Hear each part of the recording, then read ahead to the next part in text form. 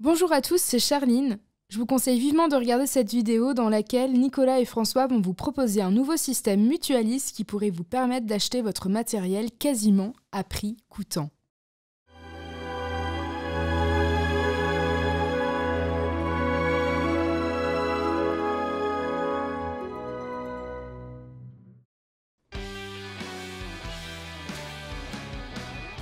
Nicolas, bonjour. Bonjour François, Comment ça va? ça va très bien et vous? Eh ben ça va très bien, très heureux de vous retrouver pour une nouvelle vidéo. Pareillement. Dans un nouveau format qu'on va appeler QDS Podcast. Voilà, Hein QDS Podcast, c'est très bien. Parce ouais. que là, on a sorti l'artillerie lourde en termes de matériel. Hein. C'est clair, c'est clair. On s'est équipé un petit peu, là. On n'est pas encore au niveau des radios nationales, mais Non, mais bon, il y a un petit saut qualitatif quand même. exactement. Voilà. Ça marche pour l'instant très bien. Hein. Super. Ça va bien sinon? Ça va très bien. Je suis Ouais. content de vous retrouver tous ici avec l'équipe alsacienne, C'est ça.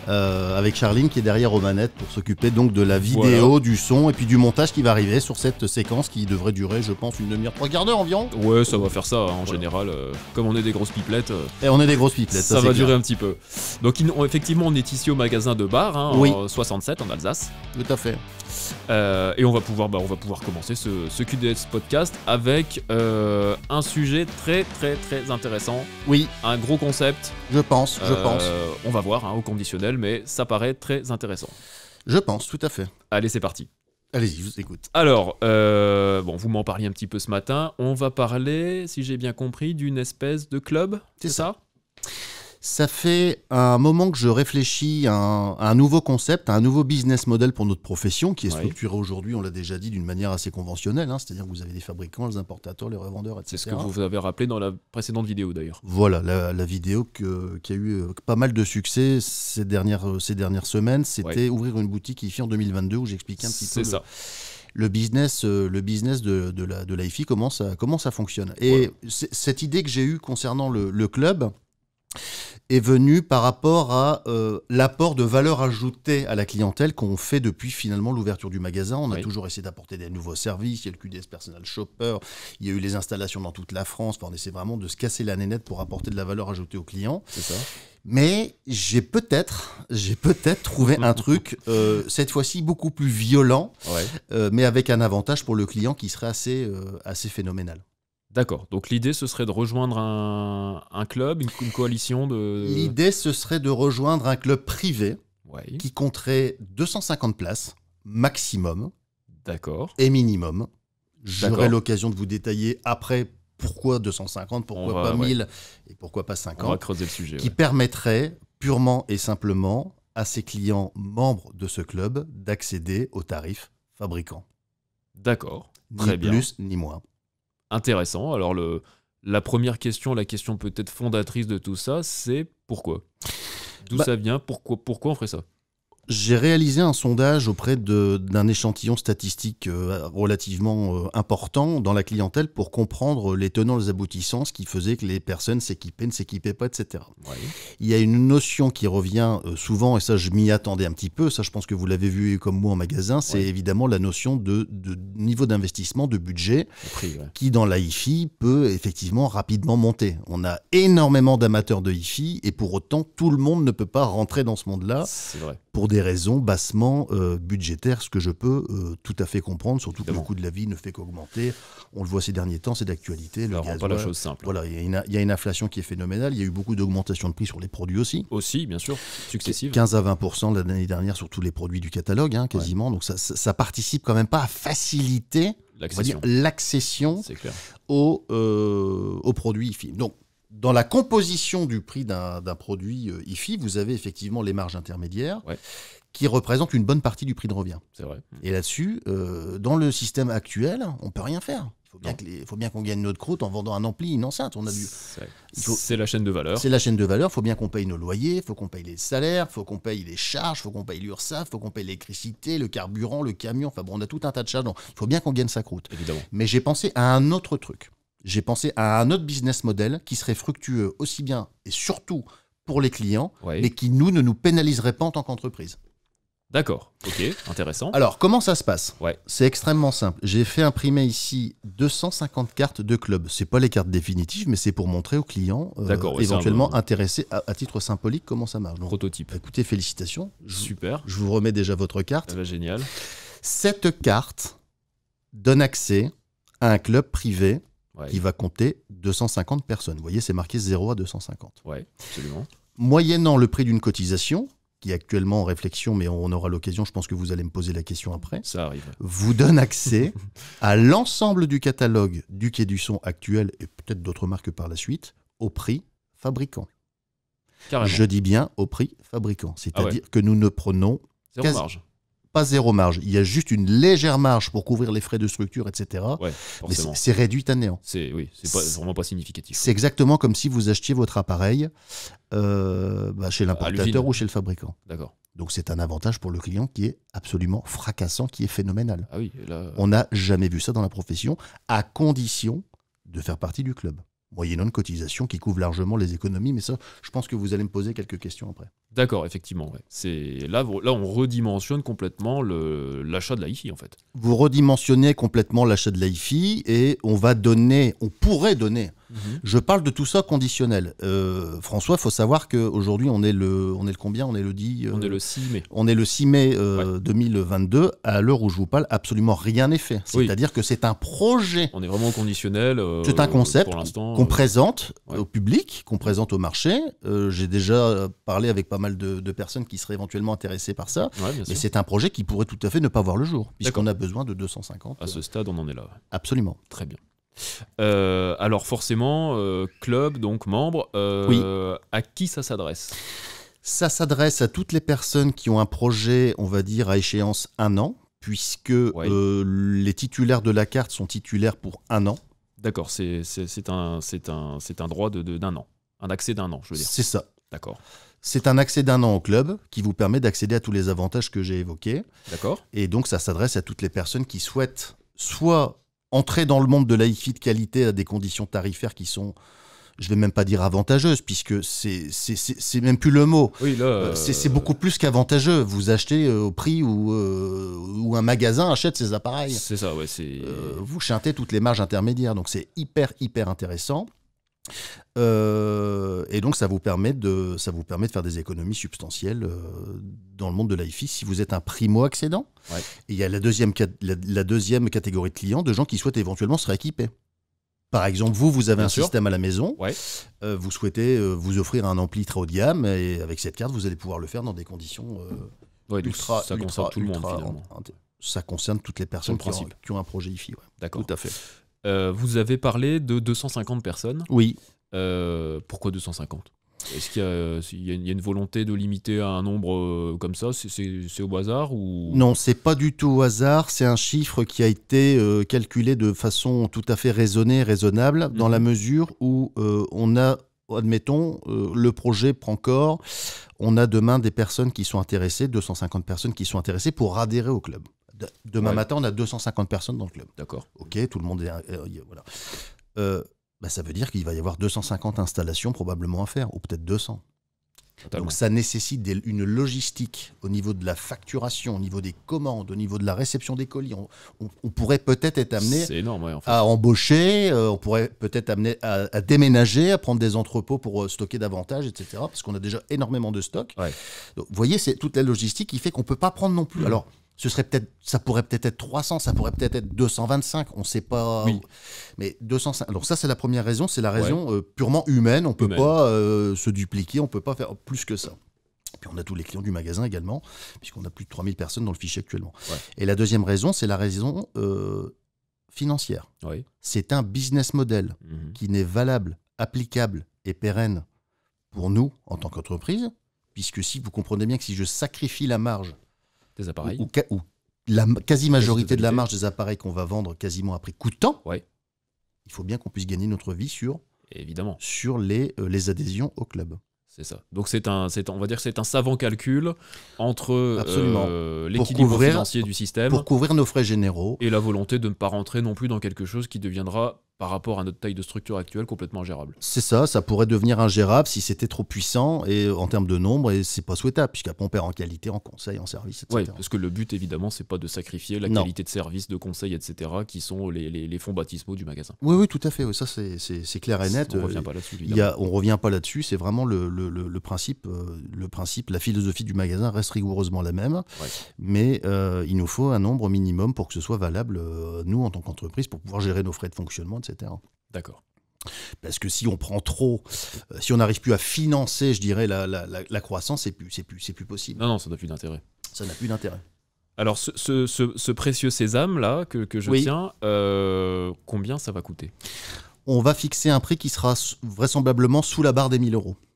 D'accord, ok. Ouais. Sous la barre des 1 000 €. Donc, c'est pas l'adhésion à 5 balles, évidemment. Non. Mais on n'est pas non plus dans un délire total. Pas du tout.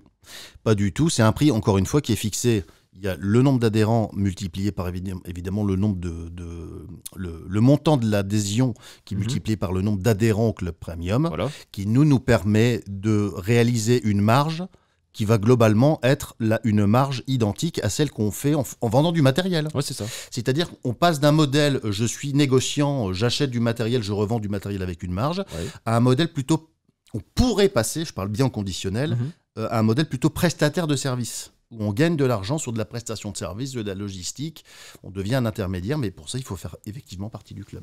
D'accord, je comprends bien.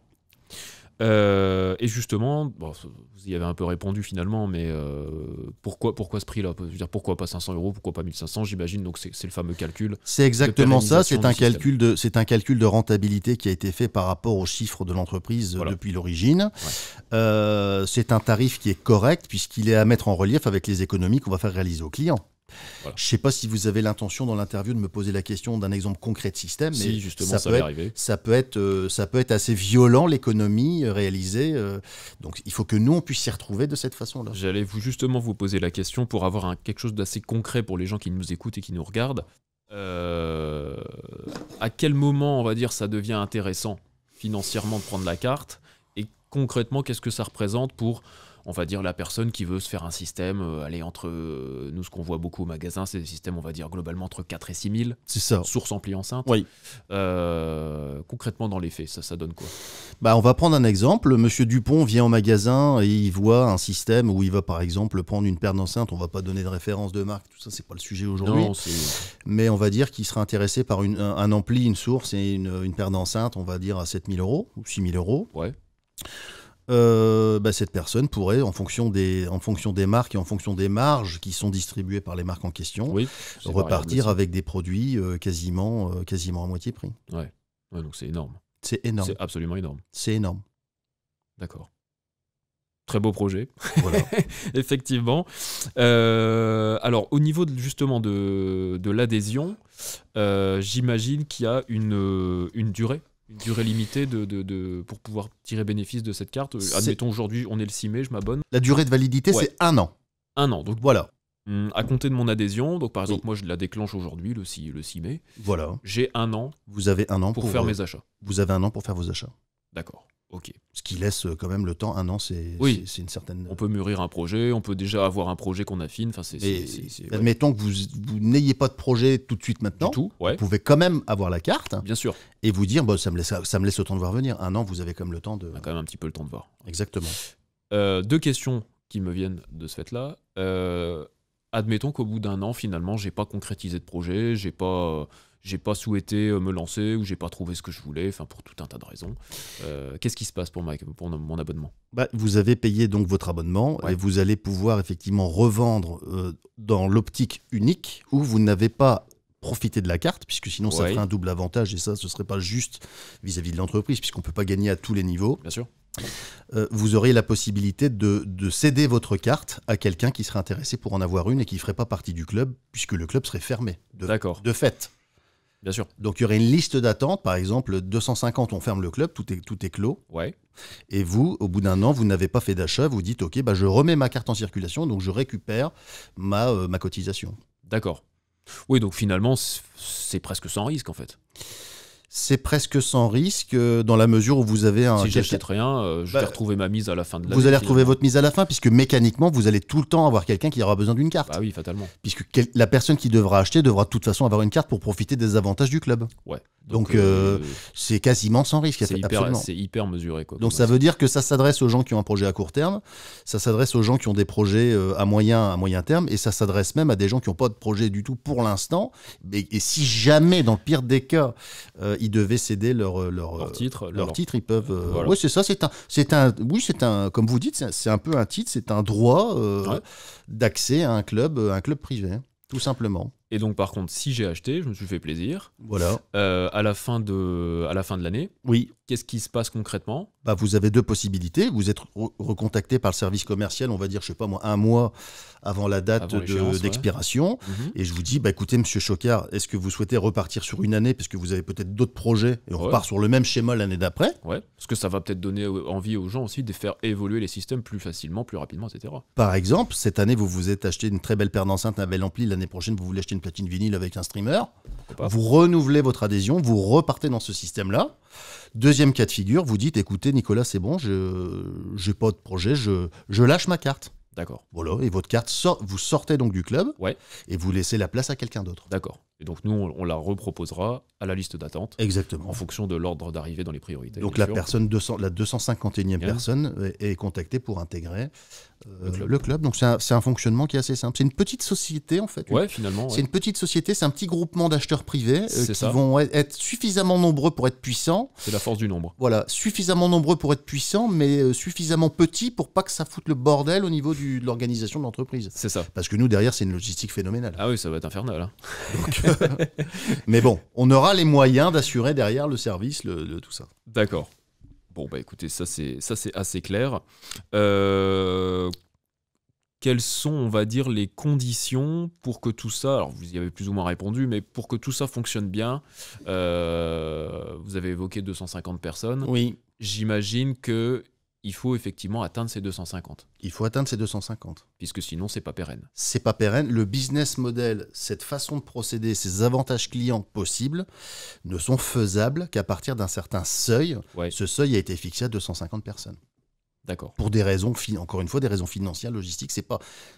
ça aurait pu être 500, ça aurait pu être 100. Nous, dans notre contexte d'entreprise, dans notre structure financière d'entreprise et de personnel, c'est valable à partir de 250 personnes. D'accord. Ça veut dire quoi ? Ça veut dire que si demain on a 100 personnes qui sont intéressées par ce système-là, ce système-là ne sera pas... c'est un projet, c'est un concept, c'est une nouvelle façon de proposer de l'hi-fi aux audiophiles dans des conditions tarifaires qui seront on ne peut plus avantageuses, puisque encore une fois, vous touchez le matériel quasiment à prix coûtant, donc c'est extraordinaire. Ouais. Mais donc ça devrait en principe intéresser des gens, mais il faut que ça intéresse suffisamment de gens pour que nous on puisse s'y retrouver aussi en tant qu'entreprise. Bien sûr. Je ne sais pas si vous voyez l'idée du... Ah, complètement. Je vais vous poser une question à mon tour, François, pour bien faire comprendre aux gens qui nous écoutent le côté extrêmement, comment dirais-je, intéressant pour une entreprise de toucher des revenus réguliers. Ouais. Aujourd'hui, dans une entreprise telle que la nôtre, le chiffre d'affaires est soumis aux saisons, soumis aux fêtes, soumis aux élections politiques, soumis aux crises économiques, aux guerres, etc. Absolument. Le business model basé sur un abonnement est beaucoup plus lisible pour nous, puisque tous les mois, entre guillemets, on a une trésorerie, des flux de trésorerie qui sont réguliers. Donc ça nous permet, puisqu'on a une trésorerie plus régulière, de pouvoir écraser nos marges d'un autre côté et donc en faire profiter le client. C'est une capacité de projection. C'est une capacité de projection. Vous voyez, par exemple, aujourd'hui, comme beaucoup de Français, j'imagine que vous avez une épargne, un livret, un code de vie, un truc comme ça. Voilà. Alors, pourquoi vous avez une épargne, par exemple évidemment, pour le fameux « on ne sait jamais ». Voilà, l'accident de la ville, voilà. Et dans une entreprise, pour créer de la richesse, il faut faire de la marge, pour pouvoir avoir une trésorerie, pour prévoir des choses, etc. Dans un monde où, je vous dis, demain, François, vous allez toucher une retraite de 5 000 € par mois, à vie, c'est garanti, c'est contractuel, tous les mois, vous allez toucher toute votre vie 5 000 € par mois.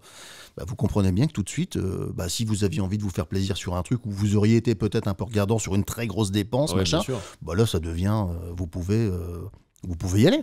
Carrément. Il y a une incertitude qui se lève, donc en tant que gestionnaire, vous vous dites, je peux le faire. Il n'y a pas de souci. Nous, il y a des choses qu'on va pouvoir faire, notamment donc écraser les marges. On pourrait écraser les marges à un taux qui est inédit, à condition qu'on ait la visibilité au niveau du flux de trésorerie procuré, encore une fois, par les adhésions du club. Donc c'est un système qui est assez... c'est assez vertueux, finalement. C'est assez vertueux. Tout le monde y gagne. Tout le monde y gagne. Le client peut s'équiper dans des conditions vraiment avantageuses. Beaucoup plus qu'avantageuse même, l'entreprise peut se développer et encore proposer d'autres services à côté. Enfin bon, c'est assez vertueux. Ouais. Et en plus, personne n'est coincé. Non, personne n'est coincé. Vous êtes même, il n'y a même pas d'obligation finalement d'achat post-achat de la carte. C'est pas l'abonnement, c'est pas le truc foireux où on est lié pendant 10 ans avec un système de crédit, de ceci, de cela. Vous payez une cotisation si vous avez un projet. Évidemment, vous prenez l'abonnement quand vous savez que vous allez en tirer un bénéfice. Si vous n'avez pas de bénéfice à court terme, vous pouvez tout le temps céder votre titre dans le club. Voilà. Donc finalement, c'est vrai que... Et il n'y a pas non plus, ça je dis ça pour les gens qui nous écoutent et qui vont peut-être se poser la question, il n'y a pas de tacite reconduction. Non. C'est-à-dire qu'au bout d'un an, on n'est pas débité dans le plus grand secret et puis on ne le voit pas passer. Non, pas du tout. C'est un système, c'est un droit d'accès, je ne sais pas comment ça s'appelle en termes juridiques, on va creuser tout ça.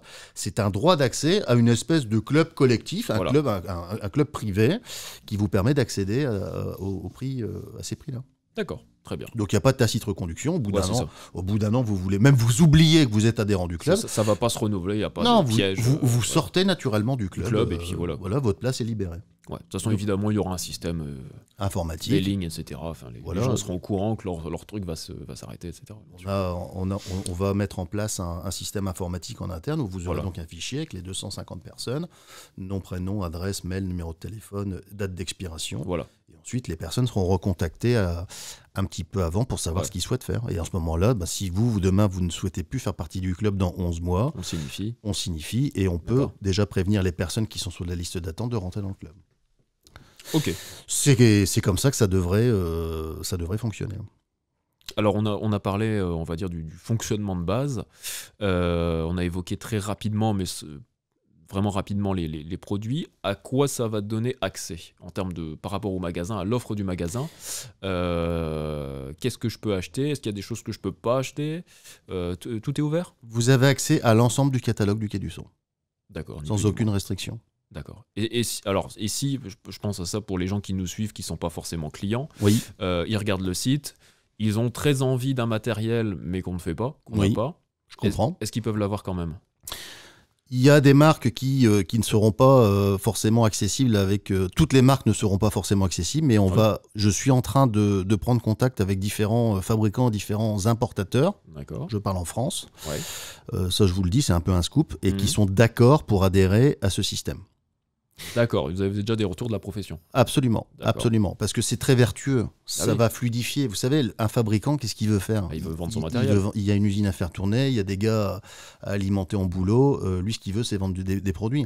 Et lui ça ne change rien pour lui. Lui ça change rien pour lui. Il va vendre ses produits au même prix de toute façon. Il va vendre ses produits au même prix. On pénalise absolument pas le fabricant en faisant ça. Bien sûr. L'importateur, on le pénalise pas, on achète les produits directement chez l'importateur donc sa marge ne change pas. C'est ça. Par contre, il va multiplier son chiffre d'affaires par X. Puisque le volume va mécaniquement probablement augmenter. Mais c'est certain.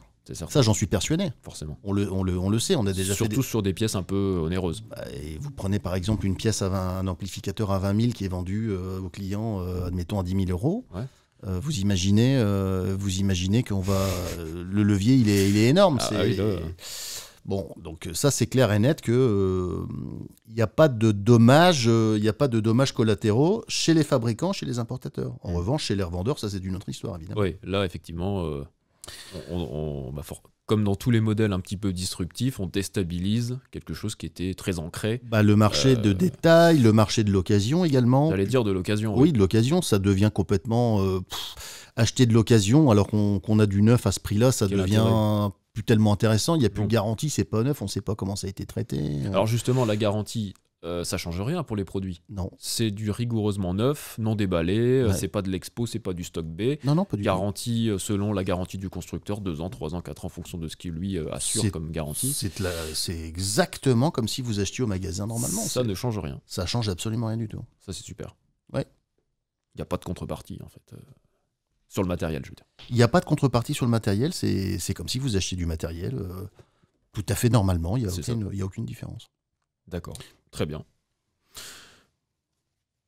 De ce fait, parce que là je pense qu'on a des gens qui sont déjà très intéressés à ce stade de la vidéo, comment ça va se passer concrètement? Est-ce qu'on peut déjà manifester un intérêt pour ce projet? Est-ce qu'on peut déjà éventuellement faire une pré-réservation, quelque chose? C'est ce que je vous disais tout à l'heure, on va mettre en place, au moment où la vidéo sera publiée, ce sera possible de le faire. On va mettre en place un produit sur le site internet. D'accord. Que vous pourrez donc acheter gratuitement. D'accord, ça va être 138quai-du-son.com. Ça va être un produit à 0 €. Hein, d'accord, qu'on met au panier. Voilà, vous le mettez dans le panier, ça coûtera 0. Ce sera considéré par nous comme une réservation. Vous m'aviez parlé l'autre fois dans les concerts, ils font un système... Ah oui, une espèce de prévente un peu. Voilà, c'est une prévente à 0, dans laquelle vous ne vous engagez pas à 100%, mais vous manifestez un intérêt certain. Un intérêt certain. Évidemment, si ça ne vous intéresse pas, il ne faut pas vous inscrire. Ça n'a pas d'intérêt. Et donc nous, on va donc avoir une base de données qui va se remplir au fur et à mesure. Ouais. Et donc, on pourra donc mesurer de façon quantifiable le nombre de personnes qui souhaitent avoir cette carte. Voilà. Et donc, admettons, cas de figure, on a 100 personnes, le projet en reste là et puis c'est pas grave. Voilà. Ou alors, le projet monte on a 250 personnes qui ont déjà mis la carte Club Premium dans le panier, l'ont validé gratuitement. Il n'y a pas d'avance d'argent à faire ni rien du tout. Il n'y a pas de versement, rien du tout. Non, le versement sera à faire à partir du moment où on atteint notre quota, notre contingent de 250 personnes. D'accord. Et donc là, les gens reçoivent leur facture, règlement, réception de carte. Ils reçoivent une facture avec une petite carte métallique avec leur numéro, avec un code, etc. privé. D'accord. Tout simplement. Simplement. Et à partir du moment où ils souhaitent faire l'acquisition de produits, il y aura un service commercial qui sera dédié avec une liste de prix spécifique pour les gens qui sont adhérents au Club Premium. Tout simplement. Voilà. C'est pas plus compliqué. Non, c'est pas plus compliqué. Très bien. Donc on va lancer ça quand, a priori? Écoutez, là on a dit le 6 mai. Début juin. Voilà, jusqu'à début juin. Et la liste va se remplir sur le site progressivement. Et ensuite, pourquoi pas une commercialisation des cartes Club Premium à partir de début juin. Ouais. Dans ces eaux-là, ça me paraît pas mal. Oui, c'est très bien. Et c'est applicable tout de suite. Donc ça veut dire que les clients qui achètent une carte le 5 juin, s'il en reste encore, ou avant, peuvent tout de suite bénéficier des avantages de la carte Club Premium. D'accord. Il y aura peut-être une petite fenêtre de tir pour que les clients qui aient du son puissent peut-être acquérir... Oui, ça vous faites bien de le dire parce que j'allais oublier d'en parler. Il y a une priorité absolue qui est donnée à l'ensemble de la clientèle du magasin. D'accord. Okay. Vous êtes client du magasin, vous êtes prioritaire. Et ça va sans dire, puisque vous avez peut-être fait l'acquisition de produits il y a 3-4 ans, vous souhaitez refaire un nouveau système, vous souhaitez évoluer, vous souhaitez rentrer dans le club, c'est tout à fait normal. Bien sûr. Je pense qu'on fasse rentrer en priorité des gens qui ont déjà nous ont aidés, qui nous ont fait confiance, etc. Exactement, etc. En espérant qu'ils soient intéressés par cette nouvelle façon de faire, mais je pense que ça va fonctionner. Je pense. Et ensuite, on ouvre la porte, s'il reste des places, à des personnes qui ne sont pas forcément clientes du magasin. Sachant qu'aujourd'hui, je vais vous dire un truc, on a dans la base de données, on utilise un logiciel de gestion qui s'appelle Ciel, qui est très connu dans les petites entreprises. On doit avoir pas loin de 3000 personnes dans le fichier. Oui, c'est ça, le dernier comptage, c'est ce que j'ai vu. C'est donc assez important. Donc si vous faites 250 personnes divisé par le nombre de... On doit être sur un truc autour de 8%. Ça voudrait dire que si 8% seulement des clients du magasin répondent favorablement à cette... c'est-à-dire que le club est de facto... déjà complet. Ouais. C'est une possibilité, j'en sais rien du tout. Je ne sais pas comment ça va se passer. Oui, on verra les retours. Ou peut-être qu'on fera simplement un quota privilégié. Voilà. Il y a un quota pour les autres, puisqu'effectivement, sinon c'est peut-être un petit peu moins sympa. Enfin bon, à voir. Mais, c'est clair. On verra un peu comment ça se goupille. On verra les premiers retours de toute façon. On verra les premiers retours, mais vraiment j'insiste là-dessus, et ça on en a parlé ensemble. C'est vraiment un club privé limité à 250 personnes. Oui, ça par contre il n'y en aura pas 251. Non. C'est pas J'ai donc eu l'occasion de sonder quelques personnes clientes du magasin.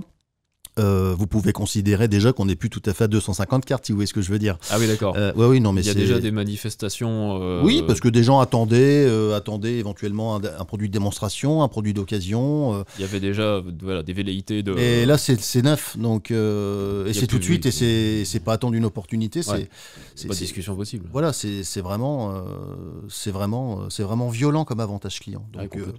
Donc ça devrait, je pense, fonctionner. Très bien. Super. Eh ben, écoutez, je pense qu'on a fait le tour des principales questions qui pouvaient se poser autour de ce projet. On va laisser bien sûr nos amis poser toutes les questions qui peuvent leur venir en tête. Il y a sûrement des choses auxquelles on n'a pas pensé. Oui, c'est sûr, comme toujours.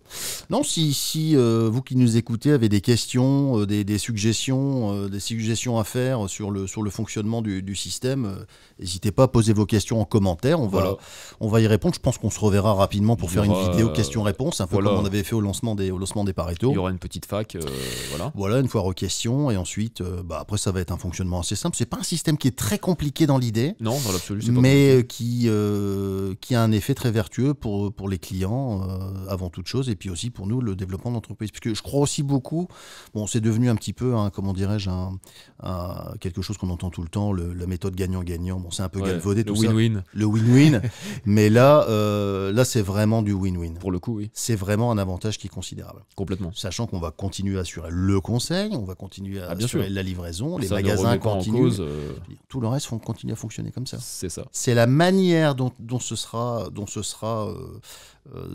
fait qui va changer. Autre paradigme avec un volume qui va être beaucoup plus important, c'est sûr et certain. Forcément. Très bien. Écoutez, merci de votre attention. Merci Nicolas. Et puis je vous retrouve très bientôt pour une autre vidéo. Entendu. Merci à vous. Merci à tous. À bientôt.